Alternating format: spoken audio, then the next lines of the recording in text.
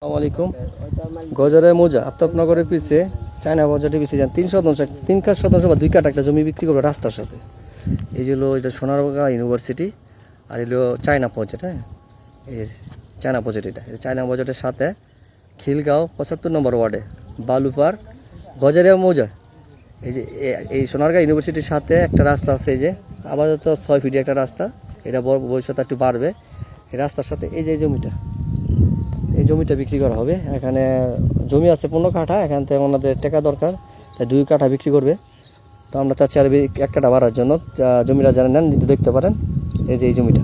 আর এর হলো বালুফার মাদ্রাসা, এটা মসজিদ মাদ্রাসা, এই বালুফার।